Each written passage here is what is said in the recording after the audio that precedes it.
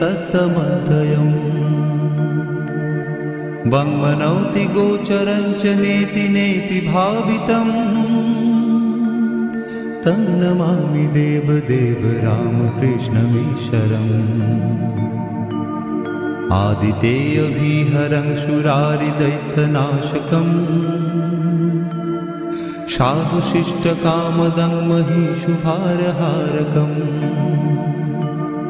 सत्मरूपतत्त्वकं युगे युगे च दर्शितम् तं नमामि देवदेव रामकृष्णमीश्वरम् सर्वभूतसर्गकर्मसूत्रबन्धकारणम् येन कर्म पापपुण्यतारतम्य साधनम् बुद्धिभाष साक्षिरूप सर्वकर्म भाषणम्